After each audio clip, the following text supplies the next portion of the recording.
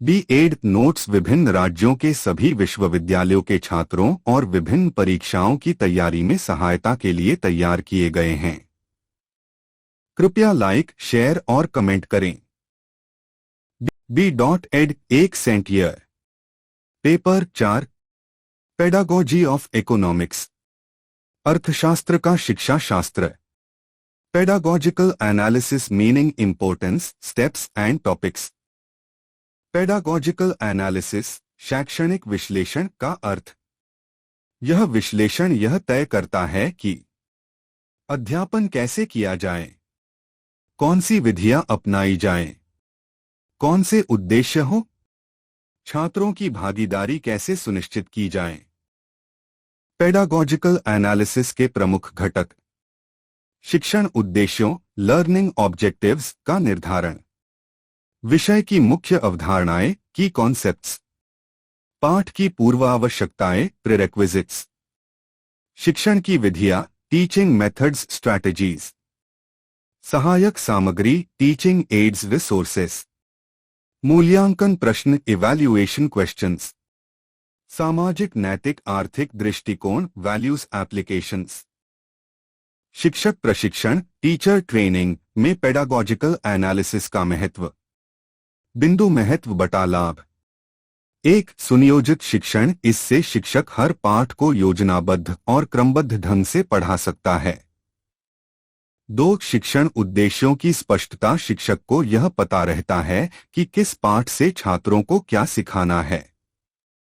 3. उपयुक्त शिक्षण विधियों का चयन, हर विषय पाठ के लिए सही पद्धति जैसे चर्चा, प्रयोग, गतिविधि आदि का चयन।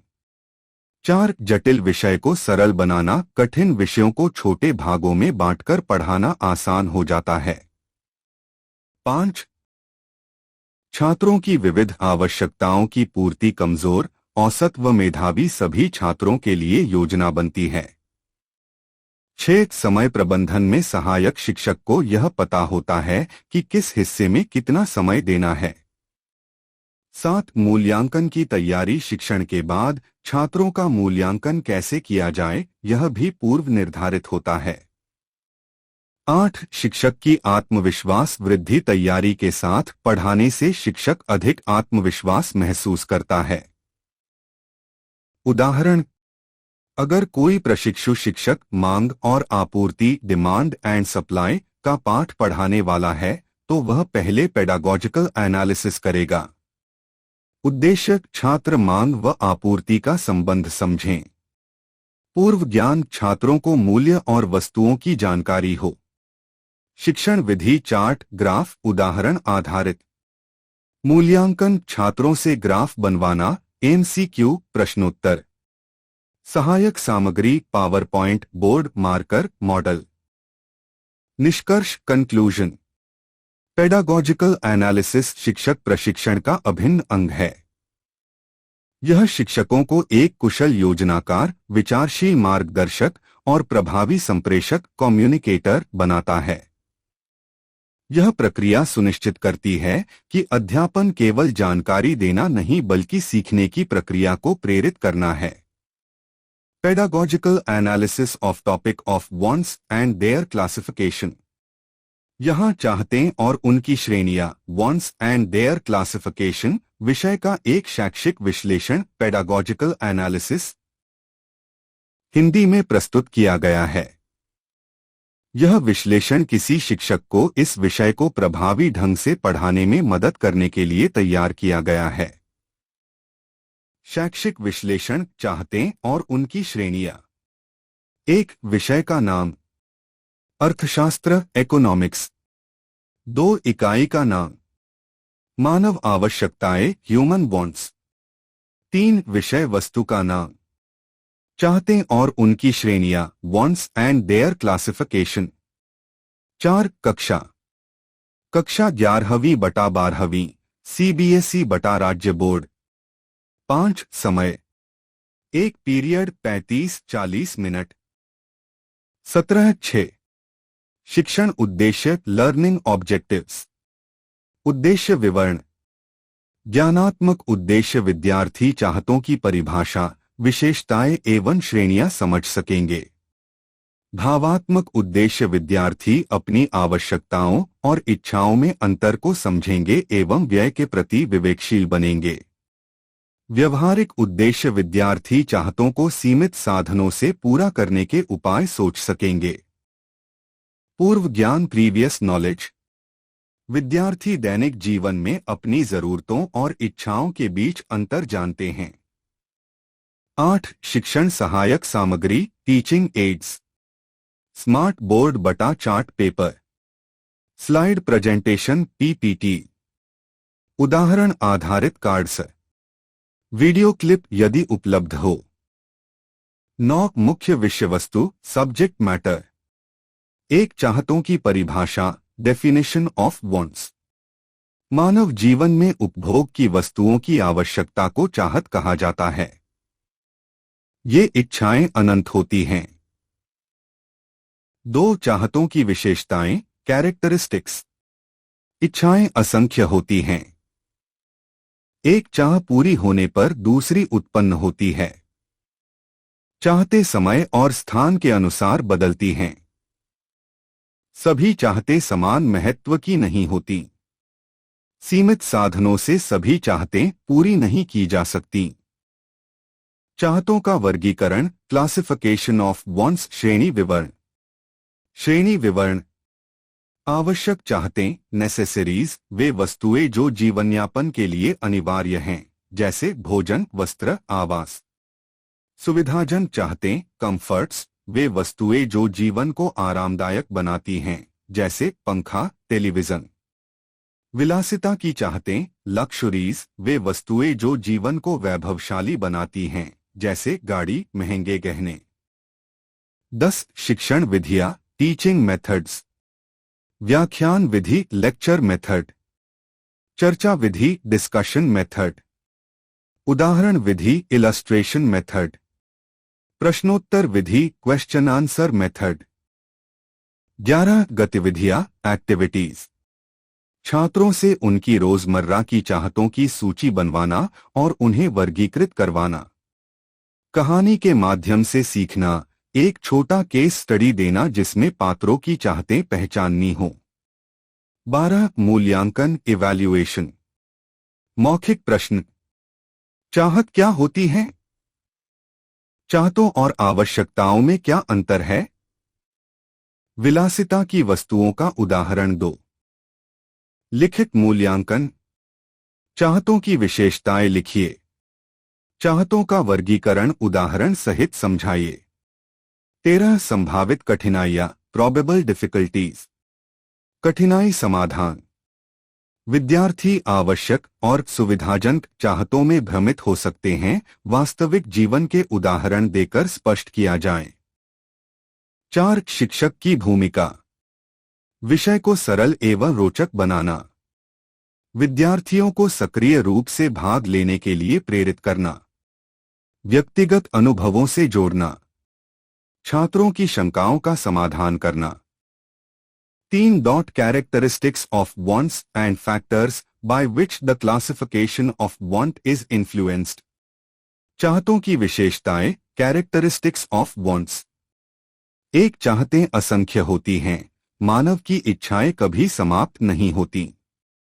एक चाहत पूरी होती है तो दूसरी उत्पन्न हो जाती है। 2 एक चाह पूरी होने पर दूसरी जन्म लेती है। जैसे ही एक इच्छा पूरी होती है, मनुष्य को कुछ और पाने की इच्छा होती है। 3 चाहतें सीमित साधनों से पूरी होती हैं। सभी चाहतें सीमित संसाधनों के कारण पूरी नहीं हो सकती, इसलिए चयन करना आवश्यक होता है। 4 चाहतें बदलती रहती हैं। समय, स्थान, आय और परिस्थिति के अनुसार इच्छाएं बदलती हैं। 5 चाहतों की तीव्रता अलग अलग होती है। कुछ चाहतें अत्यंत आवश्यक होती हैं, जबकि कुछ कम महत्व की होती हैं। 6 चाहतों को दोहराया जा सकता है। कुछ इच्छाएं बार बार उत्पन्न होती हैं, जैसे भोजन, कपड़े आदि। 7 चाहतें व्यक्तिपरक होती हैं। हर व्यक्ति की इच्छाएं अलग होती हैं। जो एक के लिए आवश्यक है, वह दूसरे के लिए नहीं भी हो सकती। 8 चाहतें संस्कृति और सामाजिक परिवेश पर निर्भर करती हैं। जैसे शहरी और ग्रामीण क्षेत्रों की चाहतें अलग अलग होती हैं। वे कारक जिनसे चाहतों का वर्गीकरण प्रभावित होता है, factors influencing classification of wants. महत्व और आवश्यकता का स्तर, लेवल ऑफ इम्पोर्टेंस नेसेसिटी, चाहतों को आवश्यक, सुविधा संबंधी और विलासिता की चाहतों में वर्गीकृत किया जाता है, इस आधार पर कि वे जीवन के लिए कितनी जरूरी हैं। आय और संपत्ति, इनकम एंड वेल्थ, व्यक्ति की आर्थिक स्थिति उसकी चाहतों को प्रभावित करती है। उच्च आय वाले व्यक्ति की विलासिता की चाहतें अधिक होती हैं।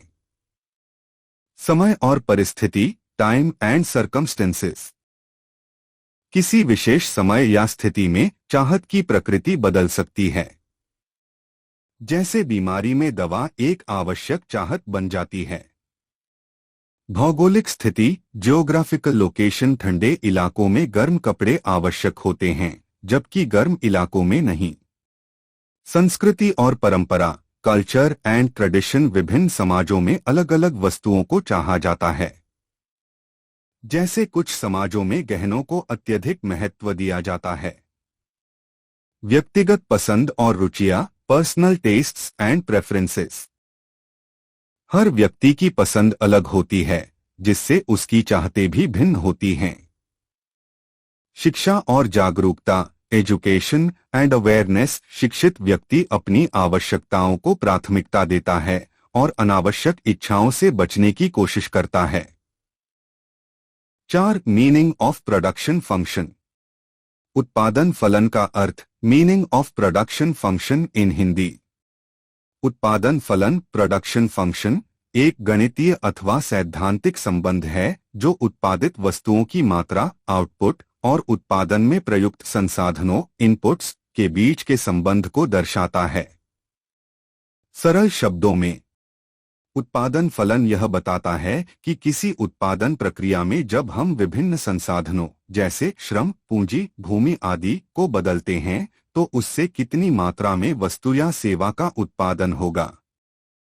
उत्पादन फलन का सूत्र, basic formula, QFLK-RT, QFLK-RT, QFLK-RT। Q उत्पादन की मात्रा, क्वांटिटी ऑफ आउटपुट। L श्रम, लेबर। K पूंजी, कैपिटल। R प्राकृतिक संसाधन, लैंड और नेचुरल रिसोर्सेस।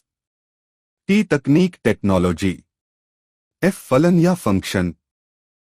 उत्पादन फलन के प्रकारों में अंतर, difference between types of production functions in Hindi. उत्पादन फलन के मुख्यतः दो प्रकार होते हैं। आधार लघुकालीन उत्पादन फलन BR, short run production function. दीर्घकालीन उत्पादन फलन BR, long run production function. समय अवधि, यह थोड़े समय की अवधि को दर्शाता है, यह लंबी अवधि को दर्शाता है। इनपुट्स का प्रकार, कुछ इनपुट स्थिर, फिक्स्ड होते हैं और कुछ परिवर्तनशील, वेरिएबल। सभी इनपुट परिवर्तनशील माने जाते हैं। उदाहरण, मजदूरों की संख्या बढ़ाना जबकि मशीनें वही रहें, मशीनें और मजदूर दोनों की संख्या को बदलना। मुख्य सिद्धांत, सीमित प्रतिफल का नियम, लॉ ऑफ वेरिएबल प्रोपोर्शंस, लागू होता है। प्रतिस्थापन की सीमा, law of returns to scale, लागू होती है। उद्देश्य, अल्पकाल में उत्पादन को अधिकतम करना, दीर्घकाल में उत्पादन की क्षमता बढ़ाना। लचीलापन, फ्लेक्सिबिलिटी, कम लचीलापन, अधिक लचीलापन। 5. The law of diminishing returns और the law of variable proportion. यहाँ पर घटते प्रतिफल का नियम, लॉ ऑफ डिमिनिशिंग रिटर्न्स, जिसे परिवर्तनीय अनुपात का नियम, लॉ ऑफ वेरिएबल प्रोपोर्शन भी कहा जाता है, का हिंदी में सरल व स्पष्ट विवरण प्रस्तुत किया गया है। घटते प्रतिफल का नियम बटा परिवर्तनीय अनुपात का नियम। Law of diminishing returns, law of variable proportion. परिभाषा, घटते प्रतिफल का नियम कहता है कि यदि उत्पादन की एक प्रक्रिया में कुछ इनपुट जैसे श्रम को बढ़ाया जाए जबकि अन्य इनपुट जैसे भूमि, मशीनें को स्थिर रखा जाए तो प्रारंभ में उत्पादन में वृद्धि होती है, लेकिन एक निश्चित बिंदु के बाद प्रत्येक अतिरिक्त इनपुट से मिलने वाला उत्पादन धीरे धीरे घटने लगता है। सरल शब्दों में, जब हम एक ही संसाधन जैसे मजदूर को लगातार बढ़ाते हैं और बाकी चीजें जैसे मशीन जमीन वही रहती हैं, तो शुरू में उत्पादन तेजी से बढ़ता है, फिर धीमा बढ़ता है और अंत में घटने भी लग सकता है। मान लीजिए एक किसान के पास 1 हेक्टेयर जमीन है जो स्थिर है और वह मजदूरों की संख्या बढ़ाता है। मजदूरों की संख्या कुल उत्पादन यूनिट में प्रति मजदूर अतिरिक्त उत्पादन 1 10-10, 2 25-15, 3 35-10, 4 42-7, 5 45-3, 6 44-1 घटने लगा। 6 कॉब डुग्लास प्रोडक्शन फंक्शन। हाँ, पर कॉब डगलस प्रोडक्शन फंक्शन कॉबडग्लस उत्पादन फलन का विस्तृत वर्णन हिंदी में उसकी परिभाषा, सूत्र, विशेषताएं, कैरेक्टरिस्टिक्स और उदाहरण सहित प्रस्तुत किया गया है। कॉबडग्लस उत्पादन फलन क्या है? What is Cobb Douglas production function in Hindi? परिभाषा: कॉबडग्लस उत्पादन फलन एक गणितीय फलन मैथमेटिकल फंक्शन है जो बताता है कि दो या अधिक इनपुट जैसे श्रम और पूंजी में परिवर्तन करके कुल उत्पादन आउटपुट में कैसा बदलाव आता है। यह उत्पादन फलन सबसे अधिक प्रयोग में आने वाले फंक्शनों में से एक है और इसका प्रयोग मुख्य रूप से दो इनपुट्स श्रम लेबर एल और पूंजी कैपिटल के बीच के संबंध को समझने के लिए किया जाता है। कॉबडग्लस उत्पादन फलन का मानक रूप स्टैंडर्ड फॉर्म QAL के Q a CDOT L alpha CDOT के बीटा QAL के, जहां Q कुल उत्पादन टोटल आउटपुट, L श्रम लेबर, K पूंजी कैपिटल, A तकनीकी गुणांक टोटल फैक्टर प्रोडक्टिविटी बटा टेक्नोलॉजी कांस्टेंट, अल्फा श्रम की उत्पादन में हिस्सेदारी, बीटा पूंजी की उत्पादन में हिस्सेदारी। मुख्य विशेषताएं, characteristics of Cobb Douglas production function in Hindi. एक स्थिर प्रतिफल के सिद्धांत को दर्शाता है, कांस्टेंट रिटर्न्स टू स्केल। यदि +1 अल्फा प्लस बीटा 1+1 हो तो इसका अर्थ है कि यदि सभी इनपुट्स को समान अनुपात में बढ़ाया जाए तो आउटपुट भी समान अनुपात में बढ़ेगा। उदाहरण, यदि L और K दोनों को 2 गुना करें तो Q भी 2 गुना हो जाएगा। यदि +1 अल्फा प्लस बीटा 1+1 घटते प्रतिफल डिक्रीसिंग रिटर्न्स टू स्केल। यदि +1 अल्फा प्लस बीटा 1+1 बढ़ते प्रतिफल इंक्रीजिंग रिटर्न्स टू स्केल। 2 प्रतिस्थापन की संभावना सब्स्टिट्यूटेबिलिटी ऑफ इनपुट्स। यह फलन यह मानता है कि श्रम और पूंजी के बीच कुछ हद तक प्रतिस्थापन सब्स्टिट्यूशन संभव है, यानी कम पूंजी होने पर अधिक श्रम लगाकर उत्पादन किया जा सकता है और इसके उलट भी। 3 गुणात्मक मापदंड फैक्टर इलास्टिसिटी। इस फलन में ALPHA और BETA दर्शाते हैं कि उत्पादन पर श्रम और पूंजी का कितना प्रभाव है। उदाहरण, यदि 0.7 अल्फा 0.7 0.7 तो कुल उत्पादन में 70% हिस्सेदारी श्रम की है। 4 तकनीकी स्थिरांक A total factor productivity A दर्शाता है कि तकनीक कितनी उन्नत है। यदि तकनीकी विकास होता है तो A का मान बढ़ेगा और उत्पादन बढ़ेगा, भले ही L और K समान रहें। 5 2 कारकों पर आधारित 2 इनपुट मॉडल। यह उत्पादन फलन मुख्यतः 2 इनपुट्स श्रम और पूंजी के आधार पर बनाया गया है, पर इसे अधिक कारकों तक भी विस्तारित किया जा सकता है। 6 सरल और व्यावहारिक मॉडल। कॉबडग्लस एक व्यावहारिक, सरल और आर्थिक विश्लेषण के लिए उपयोगी मॉडल है, खासकर जब हमें यह समझना हो कि उत्पादन में किन संसाधनों का कितना योगदान है। उदाहरण, मान लीजिए एक कंपनी का उत्पादन फलन है Q5L 0.6 के 0.4 Q5 CDOT L 0.6 CDOT के 0.4 Q5L 0.6 के 0.4। यहाँ 5A तकनीक स्थिरांक 0.6 प्लस 0.41, तो यह स्थिर प्रतिफल कांस्टेंट रिटर्न्स टू स्केल को दर्शाता है। यदि हम L10 के 5 रखते हैं तो Q5 10 0.6 5 0.453.98 2.29 45.6 यूनिट उत्पादन 5 CDOT 10 0.6 CDOT 5 0.4 approx 5 CDOT 3.98 CDOT 2.29 approx 45.6 text unit उत्पादन Q5 10 0.6 5 0.453.98 2.29 45.6 यूनिट उत्पादन। महत्व इम्पोर्टेंस। उत्पादन के विभिन्न स्रोतों का तुलनात्मक अध्ययन करने में सहायक। संसाधनों के कुशल उपयोग की दिशा दिखाता है। तकनीकी परिवर्तन और उनकी भूमिका को दर्शाता है। श्रम और पूंजी की योजना बनाने में सहायता करता है। निष्कर्ष कंक्लूजन। कॉब-डगलस प्रोडक्शन फंक्शन एक शक्तिशाली और व्यावहारिक उपकरण है जो हमें यह समझने में मदद करता है कि उत्पादन पर अलग अलग इनपुट्स जैसे श्रम और पूंजी का कितना असर होता है और किन अनुपातों में हम संसाधनों को बदल सकते हैं। 7 मोनोपोली प्राइस डिटर्मिनेशन। एकाधिकार मोनोपोली क्या है? एकाधिकार मोनोपोली क्या है? एकाधिकार वह बाजार स्थिति होती है जहां केवल एक ही विक्रेता होता है और उस वस्तु या सेवा का कोई निकट विकल्प क्लोज सब्स्टिट्यूट नहीं होता, यानी पूरा नियंत्रण एक ही उत्पादक के पास होता है। मूल्य निर्धारण की प्रक्रिया price determination process in monopoly.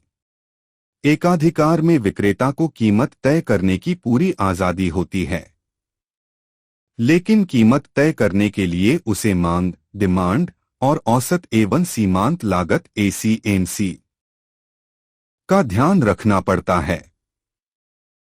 एक मांग वक्र डिमांड कर्व। एकाधिकार में मांग वक्र नीचे की ओर झुका हुआ होता है। इसका मतलब है कि अगर उत्पादक अधिक मात्रा बेचना चाहता है तो उसे कीमत कम करनी पड़ेगी। 2 औसत राजस्व एवरेज रेवेन्यू AR और सीमांत राजस्व marginal revenue MR। AR price हर यूनिट की कीमत। मिस्टर AR क्योंकि जैसे जैसे कीमत घटाते हैं सीमांत राजस्व और भी कम हो जाता है। एकाधिकार में MR वक्र AR वक्र से नीचे होता है। 3 लाभ अधिकतम स्थिति प्रॉफिट मैक्सिमाइजेशन कंडीशन। एकाधिकार व्यापारी लाभ अधिकतम तब करता है जब MRMC सीमांत राजस्व सीमांत लागत, यानी जहां एक अतिरिक्त यूनिट का राजस्व उस यूनिट को बनाने की लागत के बराबर होता है। 4 मूल्य निर्धारण के चरण steps in price determination. MRMC बिंदु खोजें। इस बिंदु पर मात्रा आउटपुट निर्धारित करें, मान लीजिए यह Q है।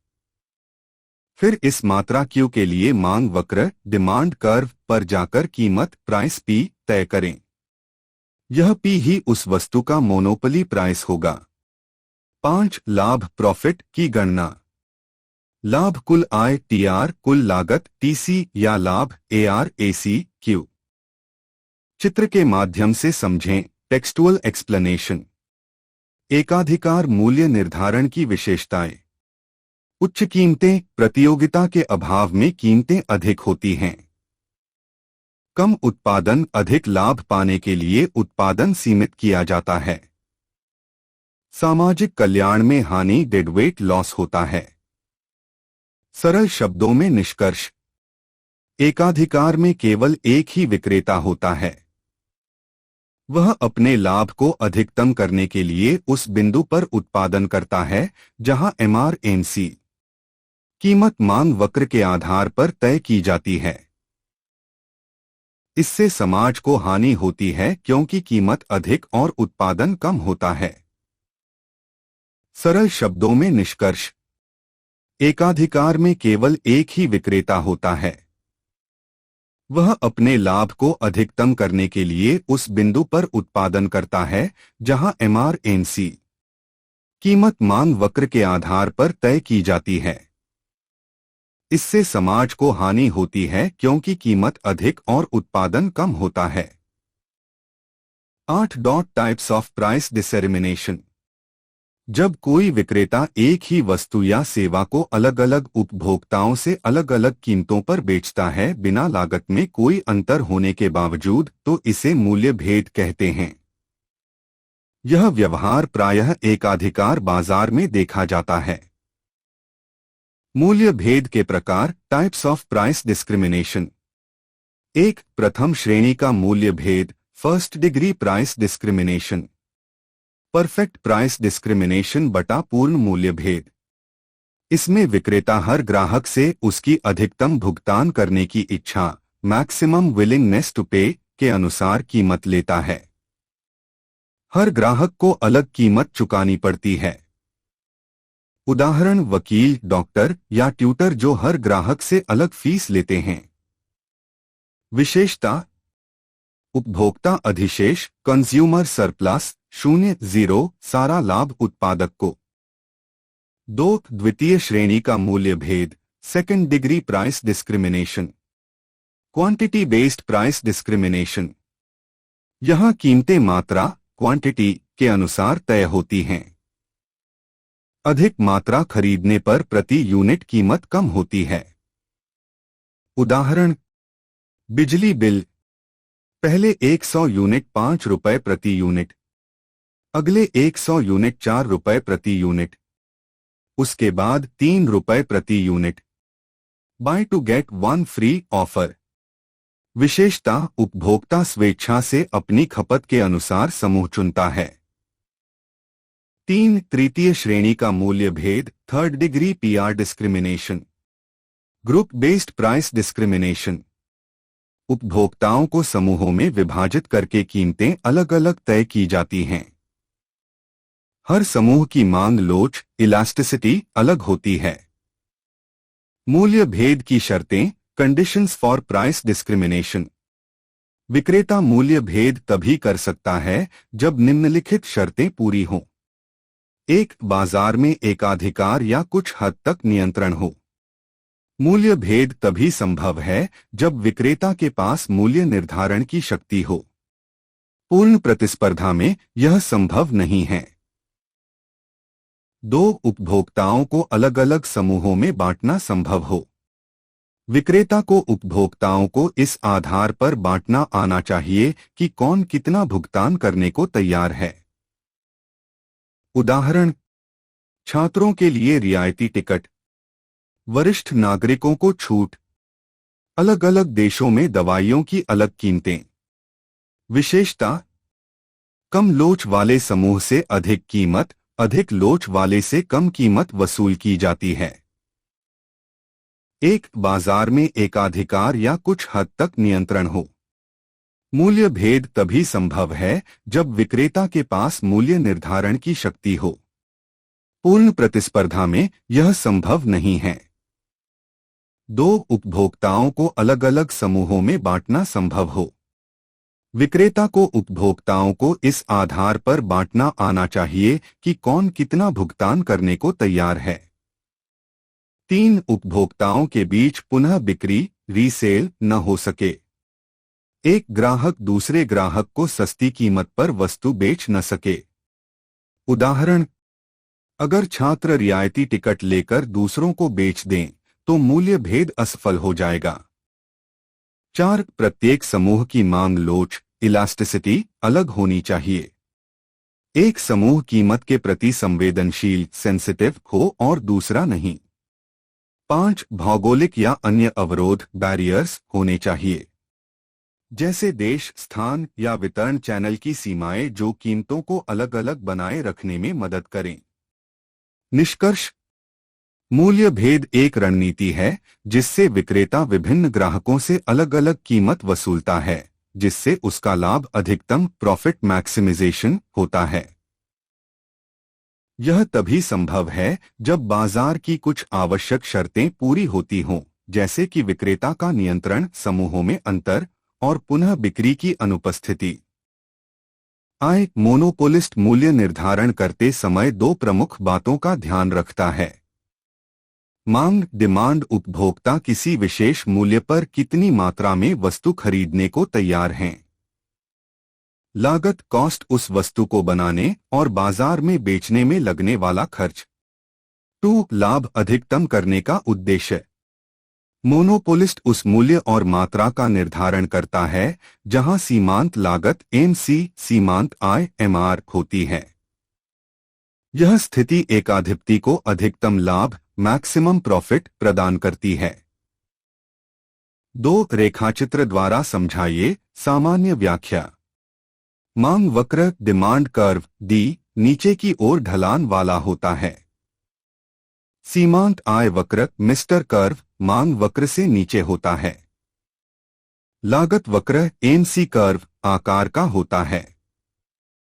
संतुलन की स्थिति तब होती है जब MR MC और उस मात्रा के अनुरूप मांग वक्र से निर्धारित मूल्य लिया जाता है। 3. मूल्य निर्धारण की विशेषताएं, कैरेक्टरिस्टिक्स। एकाधिपति मूल्य निर्माता होता है, मूल्यग्राही नहीं। वह आपूर्ति को सीमित करके मूल्य को ऊंचा रख सकता है। उपभोक्ताओं की पसंद की स्वतंत्रता कम होती है।